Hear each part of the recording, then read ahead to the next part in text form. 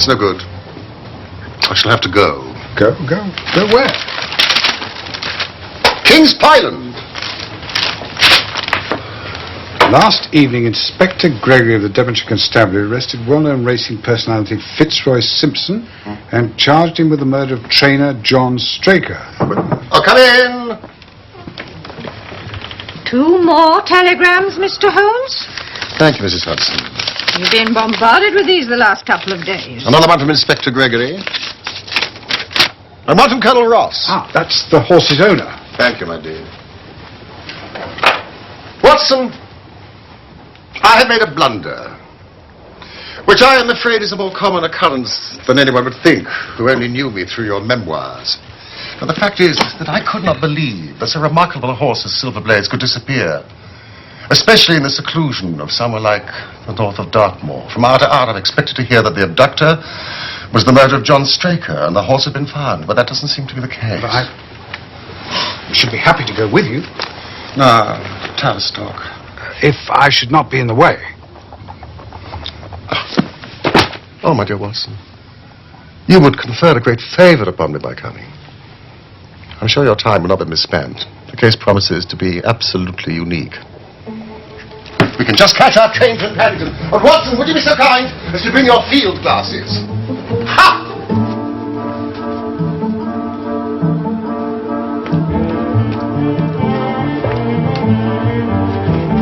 Mrs. Hudson, we're off to Dartmoor!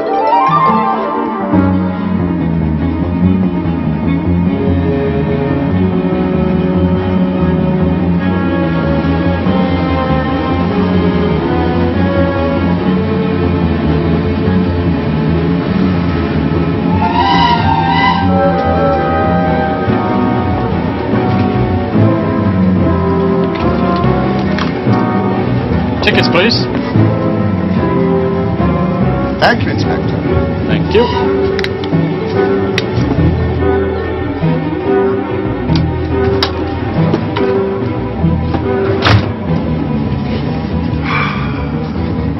Watson, we're going well. Our speed at present is 53.5 miles an hour. I've not observed the quarter-mile posts. Nor have I. And the telegraph posts on this line are 60 yards apart. The calculation is a simple one.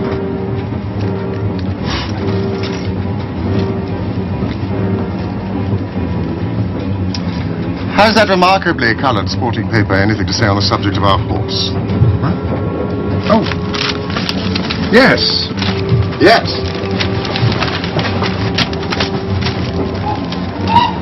Here we are. Silver Blaze. Silver Blaze is from isonomy stock. Isonomy. And holds as brilliant a record as his famous ancestor. He's now in his 5th year and has brought in turn each of the prizes of the turf to Colonel Ross's fortunate owner. At the time of the catastrophe, he was first favourite for the Wessex Cup, the odds quoted being 2-1 against. He's always been a prime favourite with the racing public and has never yet disappointed them. In spite of the unfavourable price, a great deal of money has been placed upon it. So it is obvious, therefore, that there are many people with the strongest interest in preventing Silver Blaze from being there at the fall of the flag.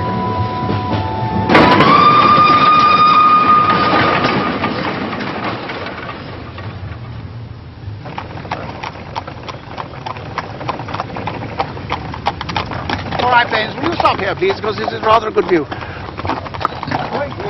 Now, that's King's Pyland, over there, Mr. Holmes. You know, my training stable where the missing horse was kept. What exactly does your establishment consist of, Colonel Ross? Well, the trainer's house, where poor Straker lived with his wife and a maidservant. How long had he been with you, sir? Oh, 5 years as jockey, until he got too heavy for the weighing fair. Then 7 years as my trainer. He was a first-class man. And I presume the stables are beyond. Yes, not a big yard. It's a good one. As my son is quality, not quantity. As anyone connected with the turf will tell you, Mr. Holmes. Yes, thank you, Inspector. You see, at the moment I've only 5 horses in the yard. I see you have 2 of them entered for the Wessex Cup, Colonel Ross. That's right, yes. Yes, Silver Blaze and Bayard. But between ourselves, Bayard is intended for a pacemaker. Well, with such valuable animals under his charge, I imagine your trainer, Mr. Straker, must have taken some precaution. Oh, yes, indeed. 3 stable lads live with the horses. And after dark, one of the lads was always on duty in the stables while the other 2 sleep above in the loft. Is that another training stable over there? Yes, that's Mapleton. Lord Backwater's yard. Oh, Lord Backwater. Lord Backwater owns Desborough, the second favourite for the Wessex Cup. This is not a bad horse. Not in the same class as Silver Blaze. Fellow called Silas Brown trains for Backwater. I can't stick the fellow himself. Nor could Straker come to that. It's a natural rivalry, I presume. Rather more than that. Shall we drive on? Yes. All right, Baines.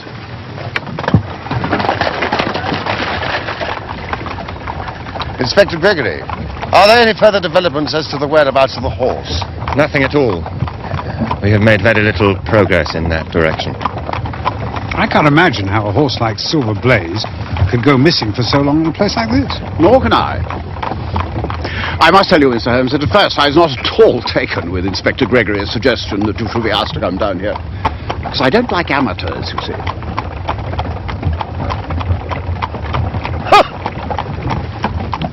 But you did send me a telegram, Colonel. Well, no one else seems to be able to find my horse. If you ask me, it's these damned gypsies wandering all over the moor. It's a perfect scandal. I've said so for years. My men have seen every group of gypsies on Dartmoor in the last 2 days, Colonel. And searched every stable, yard, quarry and cave in South Devon. It's an absolute mystery.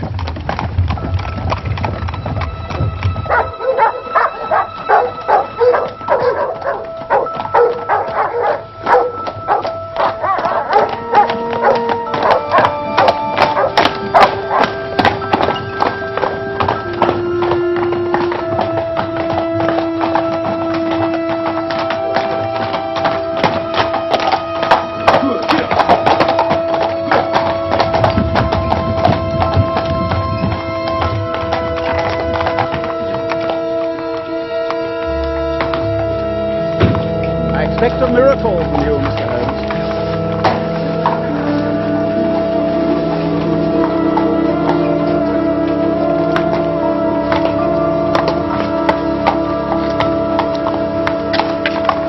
Inspector Gregory, my friends at Scotland Yard tell me that you're rapidly making a reputation for yourself in the English detective service.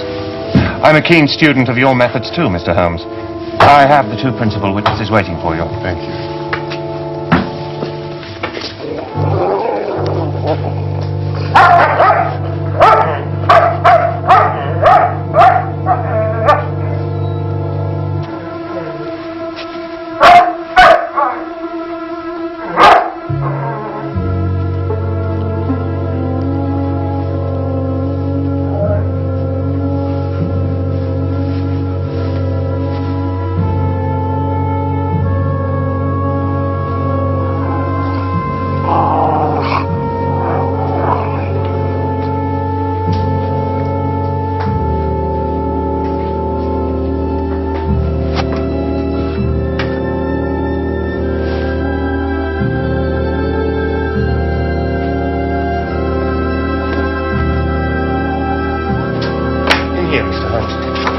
Who are they? Edith Baxter, the maid, and Hunter, the stable boy, who was on duty on Monday night.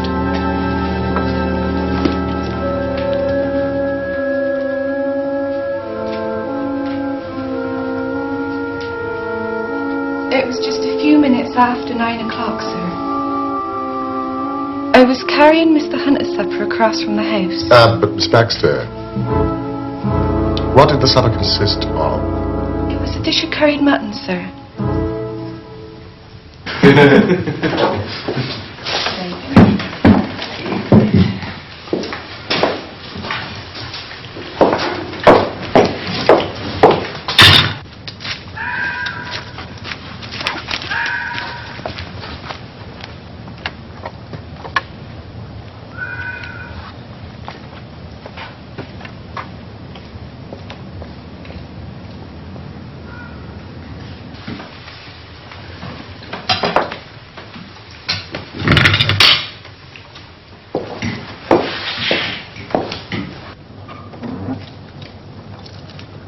suddenly I heard a man's voice. Didn't half give me a turn, I can tell you, sir.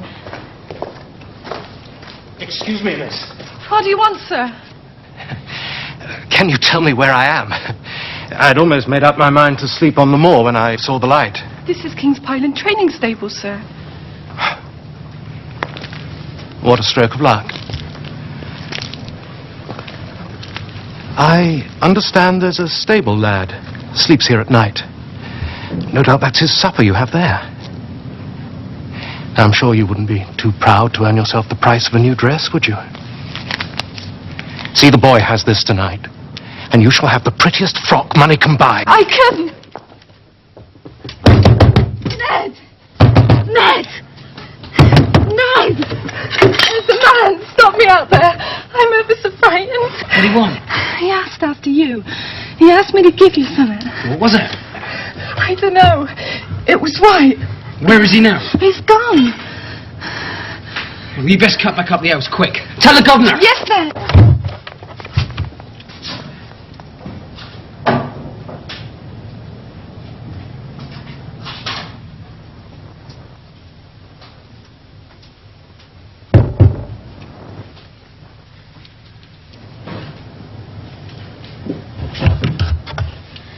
Good evening. I want a word with you. What business have you here? It's a business that may put something in your pocket, my lad. Now, you've 2 horses entered in the Wessex Cup, Silver Blaze and Bayard. Let me have the straight tip and you won't be the loser. Is it the fact that at the weights, Bayard can give the other 100 yards in 5 furlongs, and the We don't want any damn touch round here. Get out!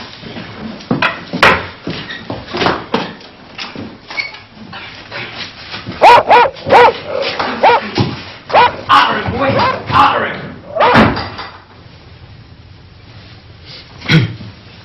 The governor and the others came down soon enough. We found neither sight nor sound of the man. One moment. When you let the dog out, did you leave the door open behind you? Oh, excellent, Watson, excellent. It's just the point I was getting to make. I locked the door behind me, sir. I swear it. Good lad.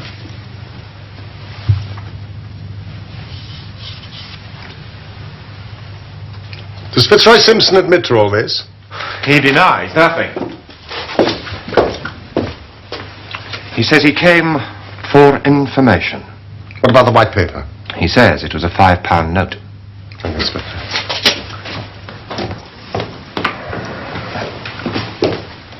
What happened next? Well, sir, it was about dawn when the mistress came into my bedroom and told me to come with her. Well, when she woke, she'd found Mr. Straker's bed empty.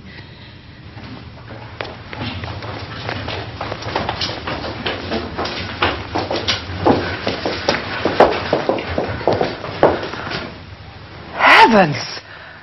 The horse is gone. And the bridle.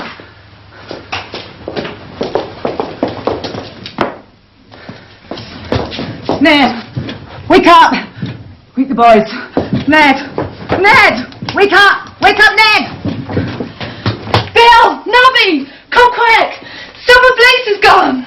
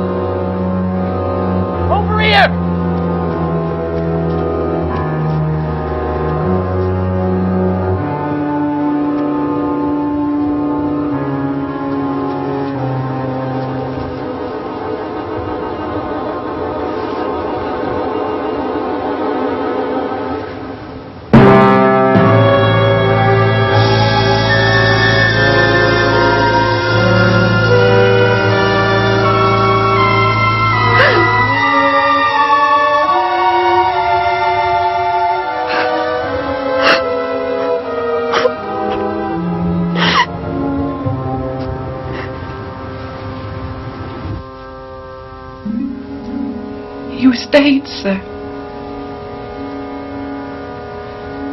Is that all?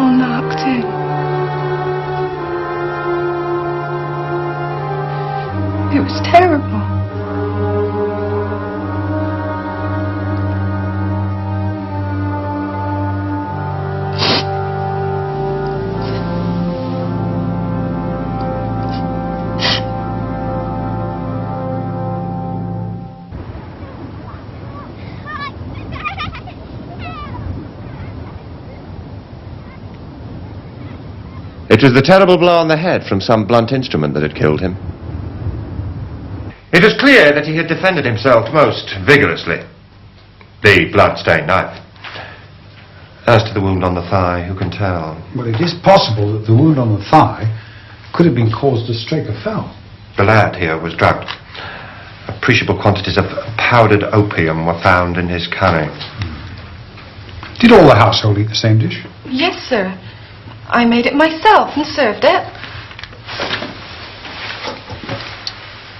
This black and red scarf. The gentleman was wearing that scarf when he talked to me. I'd swear that on the Bible, sir. Thank you, Watson.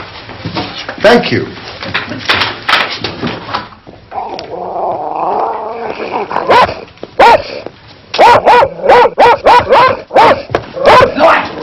Stop it, boy! Stop it! Come on!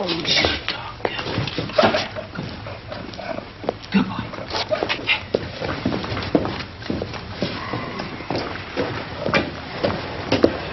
My theory is that Simpson was under some strong obligation to nobble or otherwise incapacitate this horse so that he would be unable to run in the Wessex Cup. Clever move, that, putting opium in the boy's food, and easy enough through that window. Yes. Then it was simple. He'd obtained a duplicate key, led out the horse. It was his bad luck that Straker was alert enough to catch him up on the moor. In the struggle, the horse bolted. There's no proof that Simpson killed Straker, shall we? Well, the evidence against him is very strong. He was undoubtedly here that night on some devious business. He poisoned the stable lad. He had in his hand a heavy stick weighted with lead, and his scarf was found in the dead man's hand. And he went pale as death when I confronted him with that fact. I really think we have enough to go before a jury. No. Inspector! A clever counsel would tear it all to rags. Has a duplicate key been found in his possession? No. But what chemist sold him the powdered opium? And above all, how could he, a stranger in this district, hide a horse? And such a horse as Silver Blaze? I agree, the evidence is circumstantial. But I think the net is drawn pretty tightly round Fitzroy Simpson. And I believe he is our man. What sort of a fellow is he? And why would he do such a thing? Fitzroy Simpson is a man of excellent birth and education. Unfortunately, he has squandered a fortune on the turf, which has put him in the hands of moneylenders and unscrupulous bookmakers. Plenty of those sharks in the racing world. I didn't know that you were a betting man, Watson. What? Oh, just the occasional flutter. I presume an inventory has been made of what Straker had in his pockets at the time of his death? I have the things themselves in the sitting room, if you would care to see them.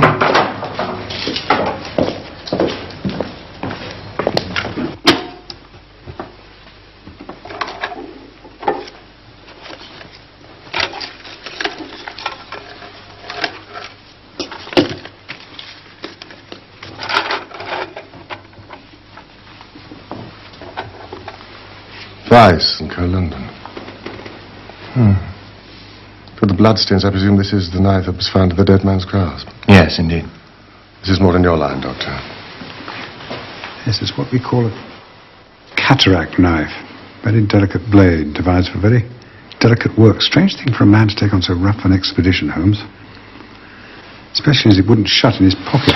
The tip was guarded by a disc of cork, which we found beside the body. You impress me, Inspector. Thank you. Mrs. Straker said it was on the dressing table. It was probably the nearest thing to hand at the time. I see. Let's see. Corn merchant's bill. Instructions from Colonel Ross. What have we here? A milliner's account for £37.15 from a Madame Lazurier of Bond Street, London. To a Mr. William Derbyshire. Now, Mrs. Straker tells us that Derbyshire was a friend of her husband's and occasionally had his letters addressed here. 22 guineas.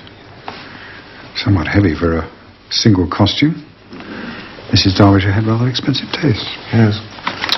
Well, there appears to be nothing more to learn here, Inspector. Shall we move on to the scene of the crime? Yes, of course.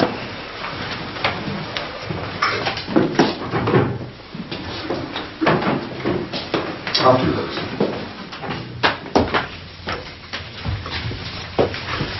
Have you got them, Inspector? Is there any more news? I'm afraid not, Mrs. Straker. But Mr. Holmes and Dr. Watson have come down from London to help us. They assure you we are doing everything possible. I wish you good luck, Mr. Holmes. Well, thank you, madam. And our commiserations on your great loss. But surely we met. At a garden party in Plymouth some time ago. No, sir. You are mistaken. Now, do you know, I could have sworn it. You wore a costume of dove-coloured silk with ostrich feather trimming. I never had such a dress, sir. That quite settles it. Thank you.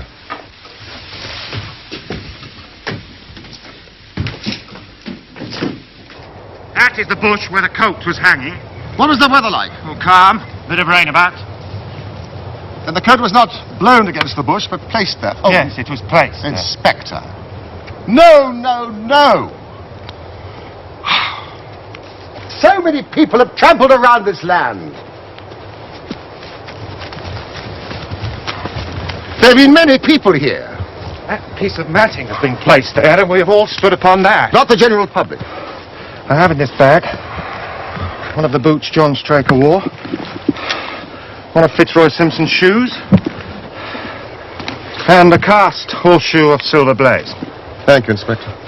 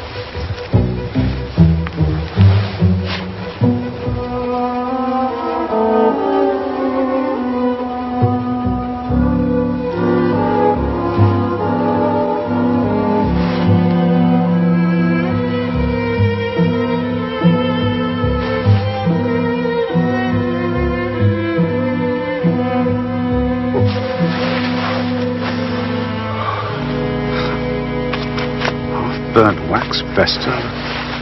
Candlehead. Cannot understand how I came to overlook them. Oh, they were invisible, buried in the mud. I only saw them because I was looking for them. What? You expected to find them? I thought it not unlikely. I'm afraid there are no more tracks. I've examined the ground for 100 yards in every direction. What a pleasant evening. I think I'll take a walk, stretch my legs. Watson? Yes, indeed. I'll take this, for lark. I have some work to do in the house. Then Colonel Ross is coming to take us back to Tavistock. Good evening, Constable.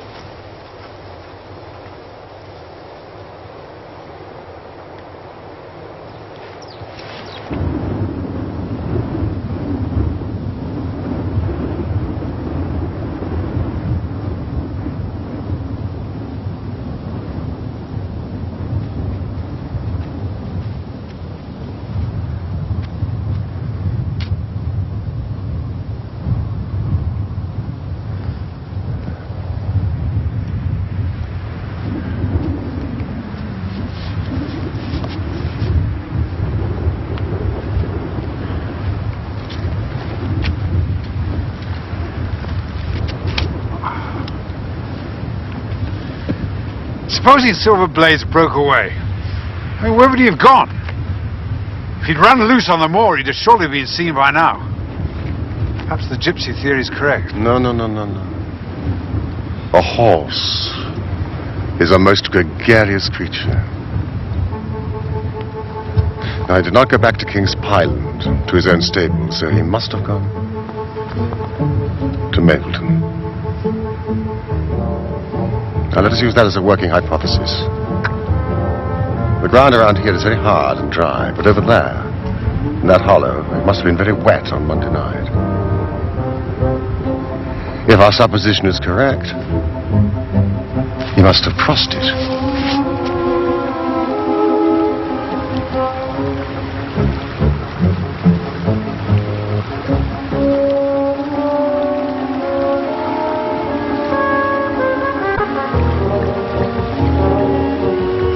Watson!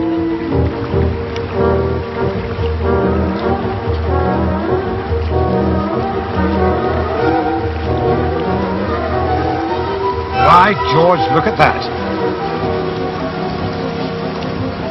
You see, the value of imagination is the one quality which Inspector Gregory lacks. We imagined what might have happened, acted upon the supposition, and find ourselves justified. Let us proceed.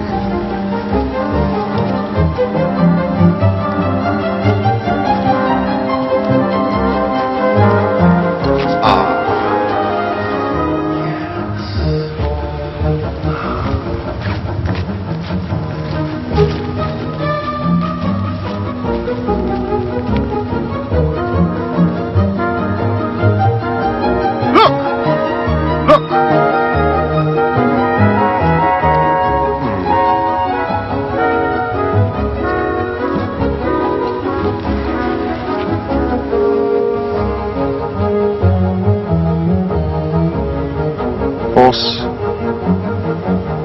and man turned.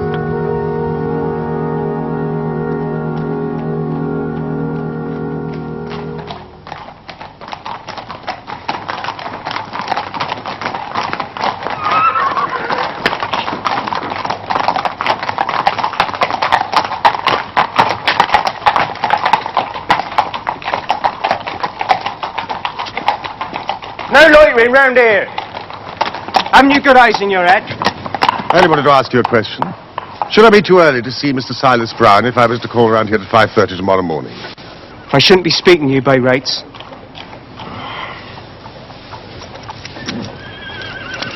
Here, lad.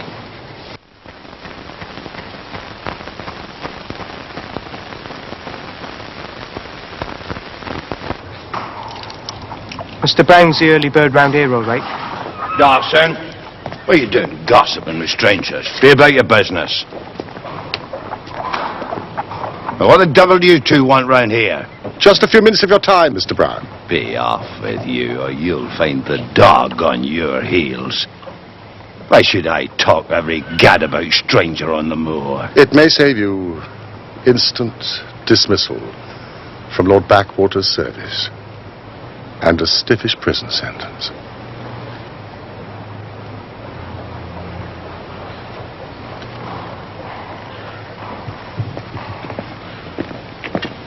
Keep guard.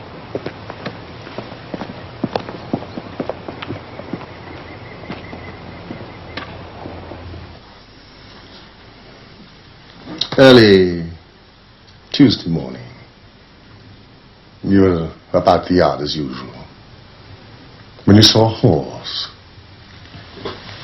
on the moor. When you approached it, you realized that it wasn't a strange horse at all, but one that you knew very well. Your first instinct was to lead Silver Blaze back to King's Pyland, but then the devil put other ideas into your head. There's a chance to make a great deal of money. It occurred to you that if you were to hide the horse, You've been watching me, haven't you? You've been spying on me, son.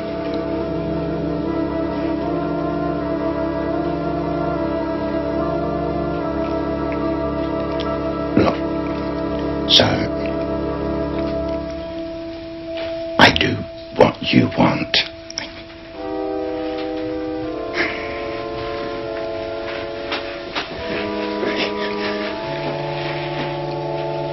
If it's money you want, you shall have it.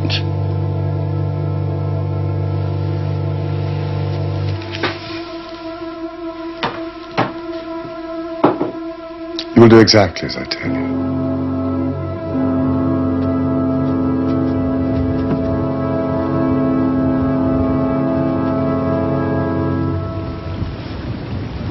A more perfect compound of the bully, coward and sneak than Master Silas Brown I've seldom met with. He has the horse then? Of course. But his stables have been searched. An old faker like him knows many a dodge. Watson, I don't know whether you observed, but Colonel Ross's manner to me has been somewhat cavalier. I'm inclined to have a little amusement at his expense. Say nothing to him about the horse. I shall say nothing without your permission. Splendid. We have found traces which show that a party of gypsies encamped on Monday night within a mile of where the murder took place. Fitzroy Simpson may well have an understanding with them over hiding the horse. Nevertheless, I think I owe it to the public to remove Silver Blaze's name for the entrance for the cup. No, certainly not. Colonel, I should let the name stand. But I've already withdrawn buyout. But I have every hope that Silver Blaze will start on Saturday. Have your jockey in readiness. I'm very glad to have your opinion, sir. That is a minor point, of course, compared with the question of who killed John Straker. Doubtless you will be devoting yourself to that problem. On the contrary, Dr. Watson and I are taking the night express to London. We've had the most charming little breath of your country air. So you've despaired already of arresting the murderer of poor John Straker? There are certain grave difficulties. Do you have a photograph of Straker? Thank you, Inspector. I am quite ready now for Tavistock. Linger. I must say I'm rather disappointed in our London consultant. I don't see that we're any further than when he came. At least you have his assurance, Colonel, that your horse will run. Oh, yes, I have his assurance. I should prefer to have the horse. I think you should heed Mr. Holmes' advice, Colonel. Well, I shall have to see.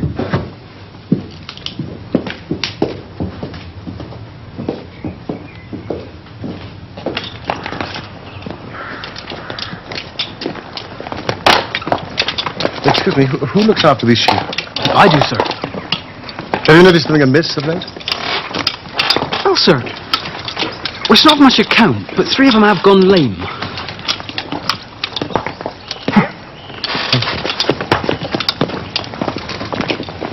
A long shot, Watson. A very long shot. After you. Inspector, I'd like to recommend to you the singular epidemic among the sheep.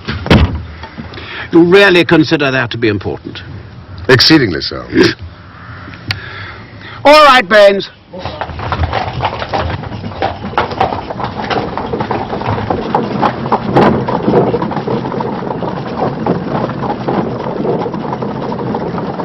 Is there any other point to which you wish to draw my attention, Mr. Holmes? To the curious incident of the dog in the night time. But the dog did nothing in the night time. That is the curious incident.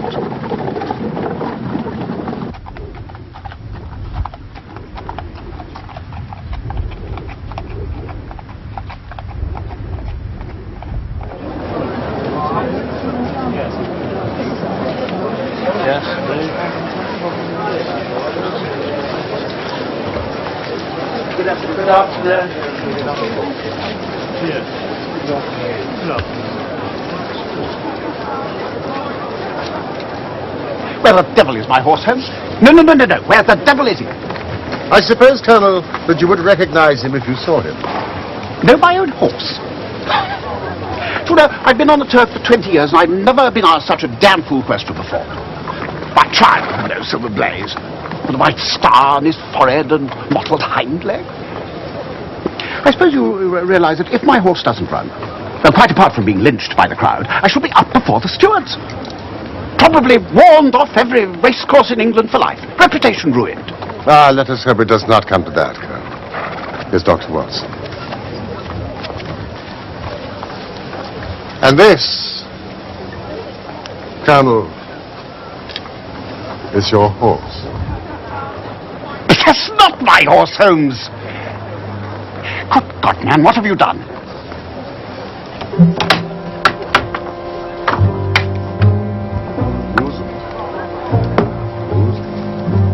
Thank you.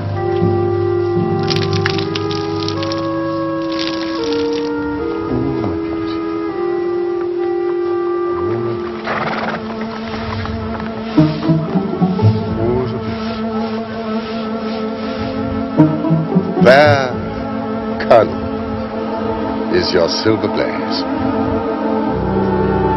I found him in the hands of a faker and brought him to the course just as he was. Good heavens. take my breath away, Mr. Holmes.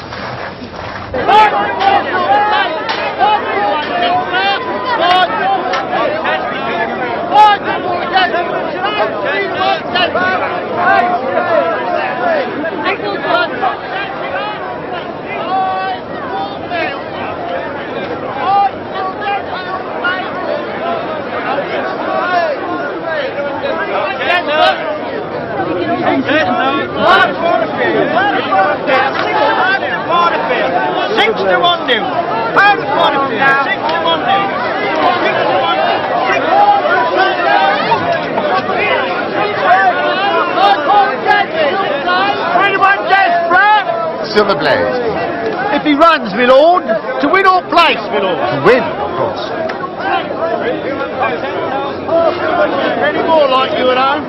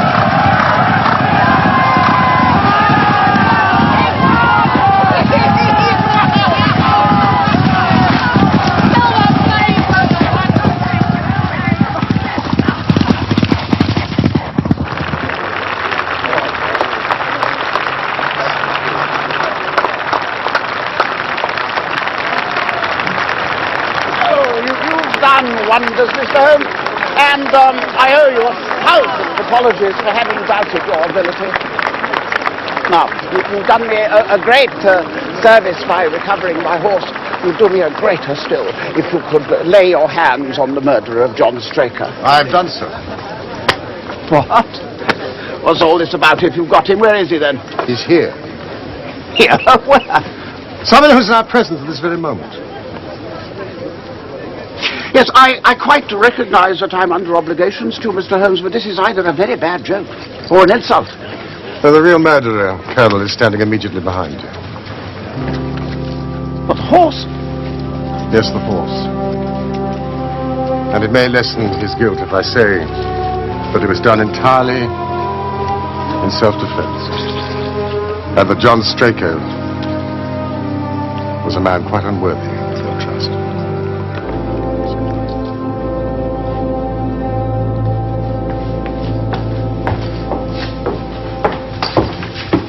Number 4, sir. Winner.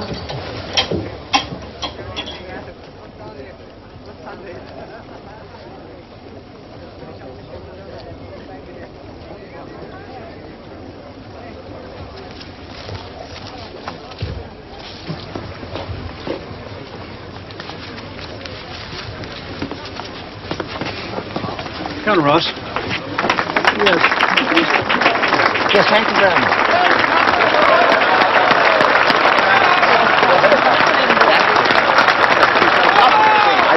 I did it last year, you remember? I did it. It was very nice. Thank you. Thank you.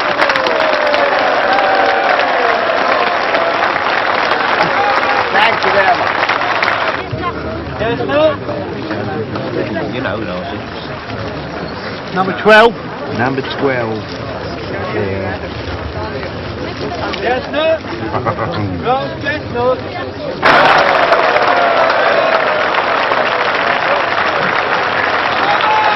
Very proud. Thank you very much. Thank you.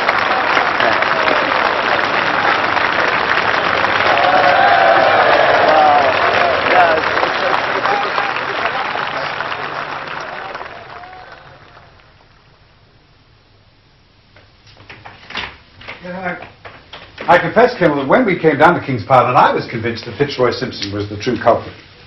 All the newspaper and police reports seemed to point to it. It was only when I entered the trainer's house that the immense significance of the curried mutton occurred to me. I confess, even now I cannot see how it helps. Powdered opium, Colonel, is by no means tasteless. I am correct. Oh, quite correct. The flavour is not distasteful, but it is perceptible. Were it mixed with an ordinary dish, the eater would undoubtedly detect it, but would probably eat no more. Curry was exactly the medium with which to disguise the taste.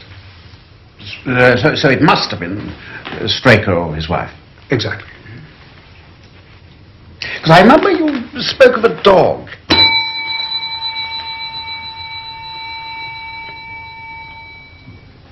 Yes, the dog that didn't bark in the night.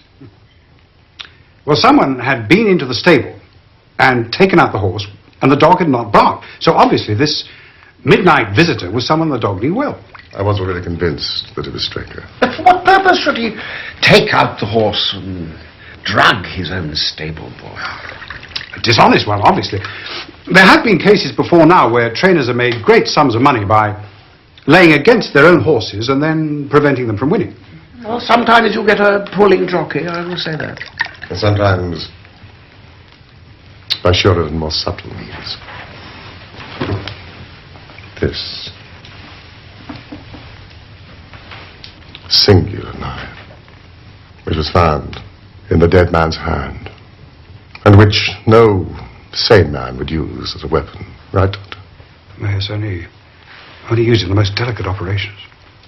It was used for a very delicate operation, that knife. Excuse me.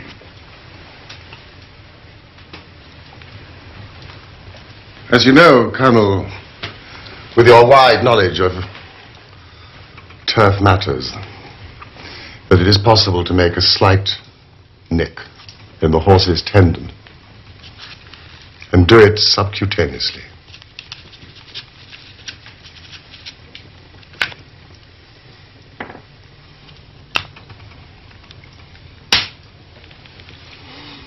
Any slight lameness will be put down to a strain in training or bruise, never foul play. Villain, the damn scoundrel.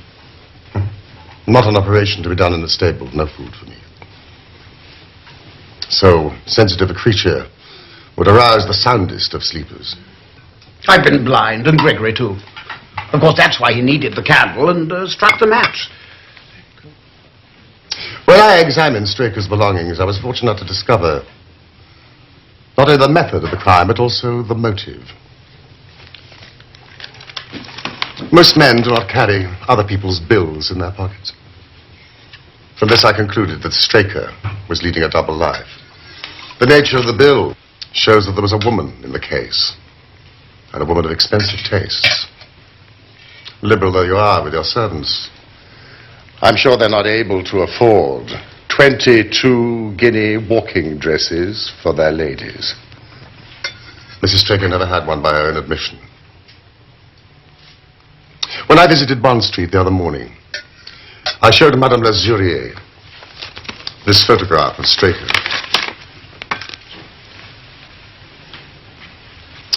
She recognized him as an extremely good customer called William Derbyshire,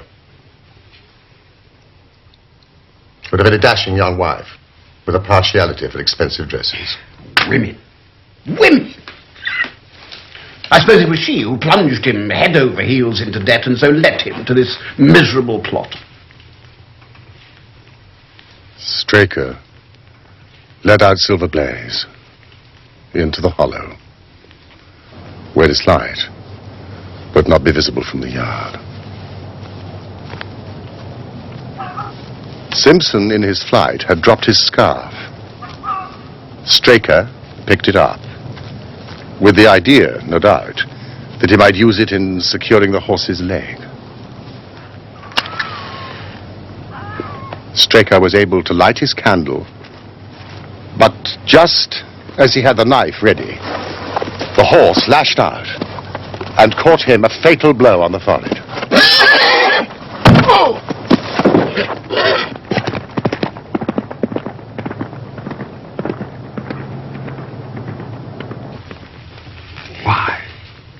Why did the horse lash out so suddenly? Frightened by the candle, the knife? Well, animals have a Strange instinct. They seem to know when some mischief is intended.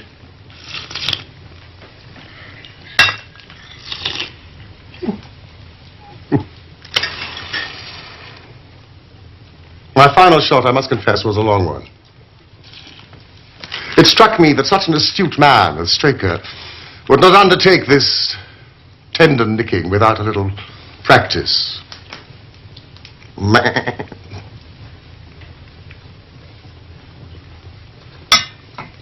sheep.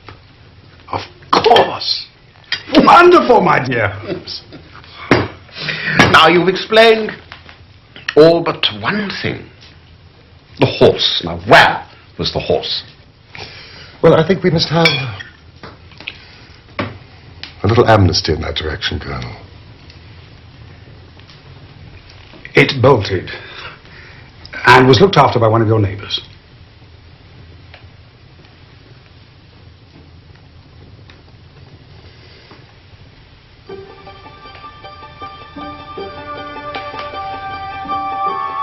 Gentlemen, I give you a toast to Silver Blaze, coupled with the names of my friends, Mr. Sherlock Holmes and Dr. Watson.